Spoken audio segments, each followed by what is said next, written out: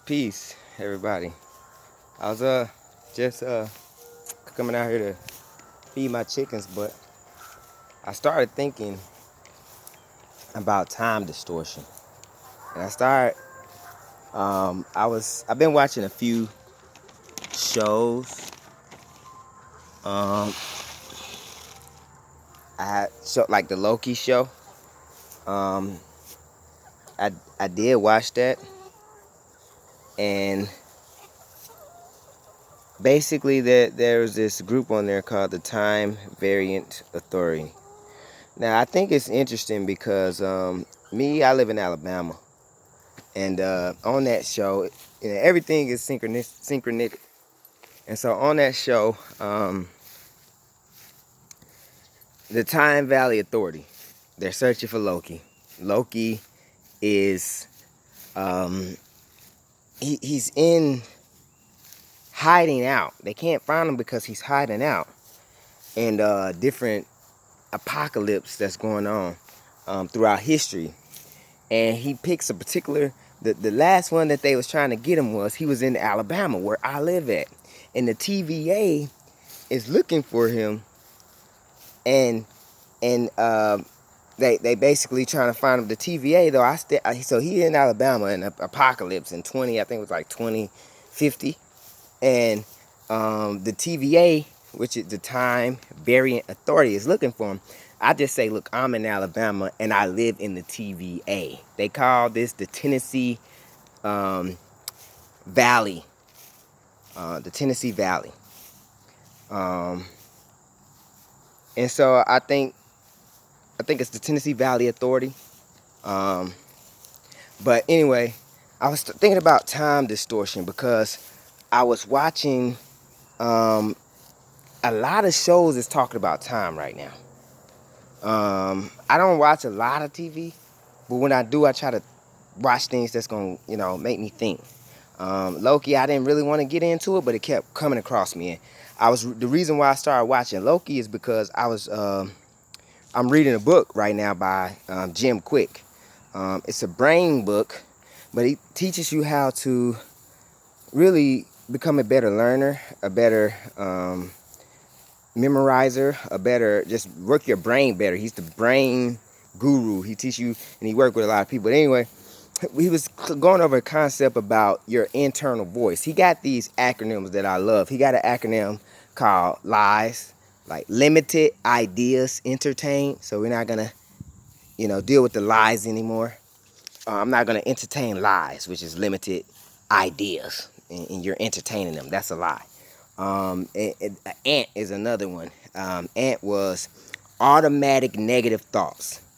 So he was telling you to identify a negative thought. And so I identified one, and he said that boys give it a name, and instantly Loki popped into my mind. I was like, I'm gonna call that. Every time he started talking in my head, I'm gonna call him Loki. Like, hey Loki, chill out, And so I was like, dang, why did I just zoom in that?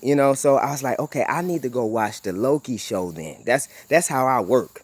If my mind arrive at something automatically, and then I go back and review what my mind just processed or what I just said, I'm actually going back and in live time and reviewing my own self, and I arrive at some information, and I go act on that information if it's synchronistic.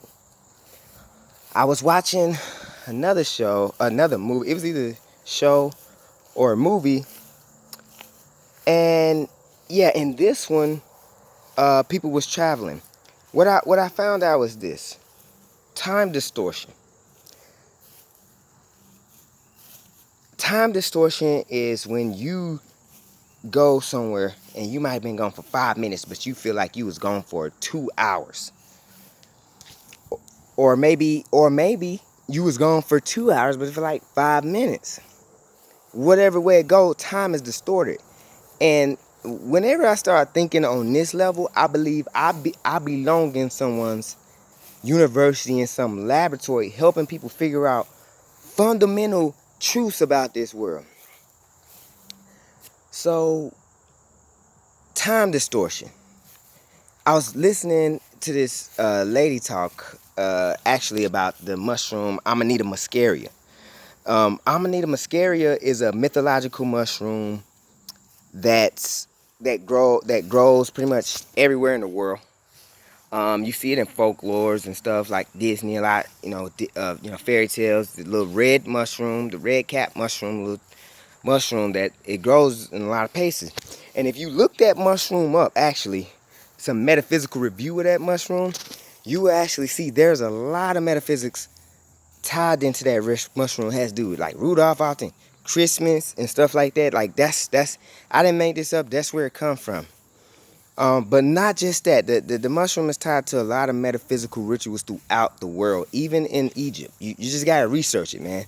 I was part of this, subscribed to this academic forum, and they used to just send me, since I subscribed based on the information, they used to just send me, links and documents and articles and stuff. But one thing was happening is this lady took the mushroom and she said she had a distortion.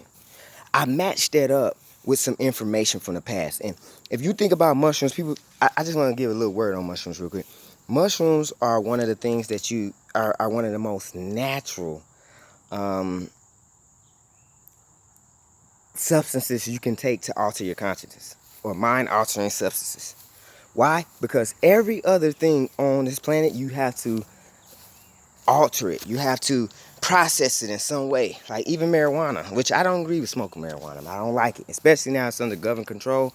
I just don't like marijuana. It's GMO. It's doing a lot of things that I probably end up making a video on one day. But the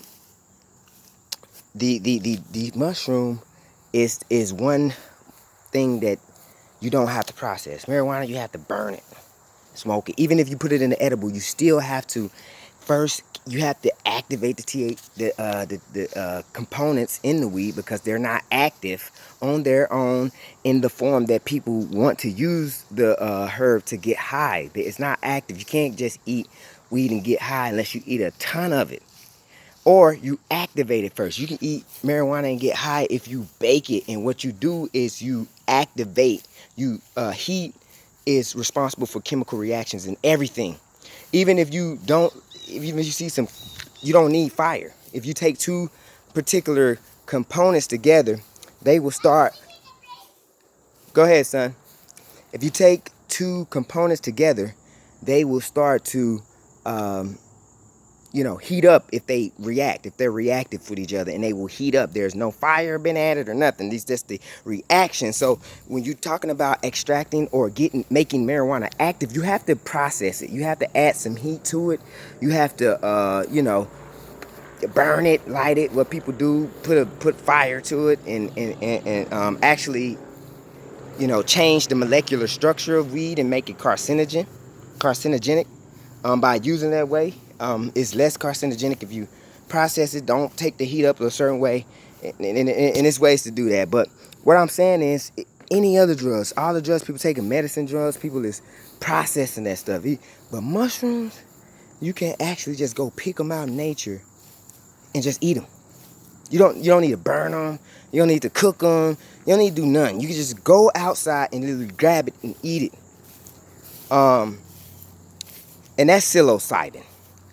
But that's not the case with you can with Amanita muscaria, and that's how the indigenous people do it. But a lot of people, body mechanics and physiology is not able to handle a raw mushroom today.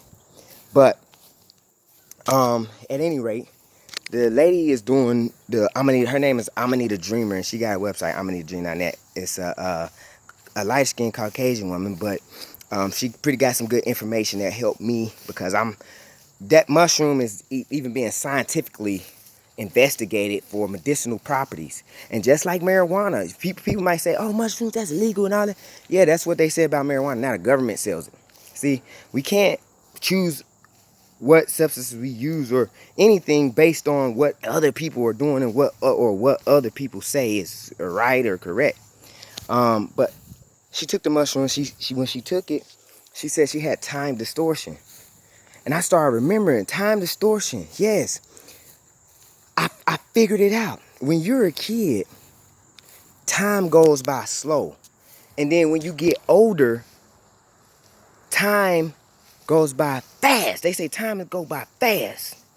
And when you think about it, when children are young, they're aware. They are receiving a ton of information. They don't, life to them, they say that when you adult, you so used to doing everything that it becomes automated. So there's not a lot of interaction with the moment because it's so automated. You driving down the street and you ain't picking up the scenery or nothing. You in your mind thinking about thoughts. You ain't seeing where you went or nothing because your mind is not taking in all of the information because driving is such an automated thing and you're so used to doing it, you don't care to look around as much. You don't. So children, they say that they learn the more. What does that mean? They fast learners. They taking in information at this extreme magical rate.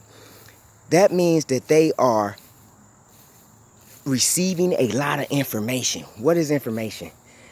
Electricity, frequencies. Like the sun gives out information. That's how everything able to grow and this earth is able to keep going.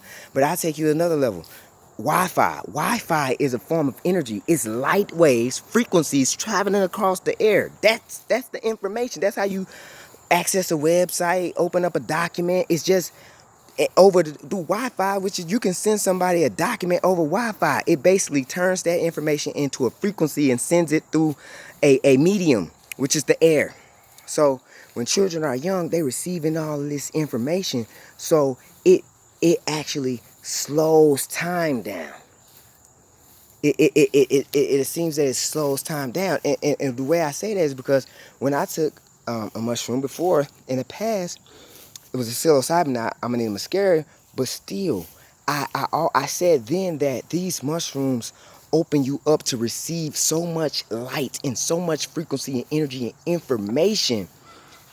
And that's why we have the experiences that we experience, because they say that all of these parallels and alternate dimensions and higher energy beings, and they right on top of us, literally they right around us if we had eyes to see or the ability to tune into that particular frequency. So when you take a mushroom, it opens up your ability to receive and interact with more information. That's why you seeing, hallucinating, you seeing all this color, and because now all the frequencies, the light spectrum, all these frequencies result and eventually transfer over into color. Okay, so basically, this is just a little short video. I just want to put it out there, start getting my information out, because like I've been sitting on silent. I'm talking about the immersive videos and stuff, which I'm gonna make. I'm still doing research and I'm still learning, and I'm gonna make it. I'm dedicated to it.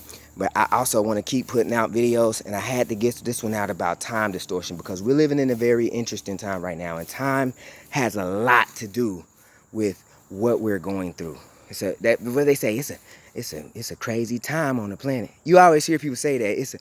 Man, the times we live in. You see, time is important and it's distorted.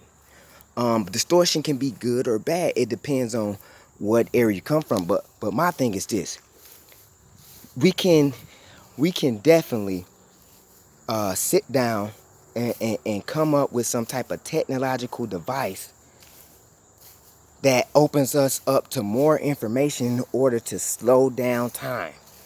It's a way here. It's information we need to dive in here. And I'm running short on minutes, time, because I don't have that much space on my phone, and I'm recording on my phone, and I only got 1 more minute to say what I'm about to say. I just wanted to let you all know that in order to create a perceived distortion in time, we have to increase or decrease the level of information or energy that we can receive. That's it. In order to affect, and last thing, that's why in Star Wars and stuff, these movies, when stuff is moving fast, you can't take in that much information. If you driving down your street, and you driving real fast, you can't take in that much information. But if you slow down, once you slow down, Now you can look, you can see all the buildings and stores that's open and stuff. But when you speeding, speed doesn't equate to energy and information. The slowing down, it's like a computer process. But I'm gonna have to stop right there.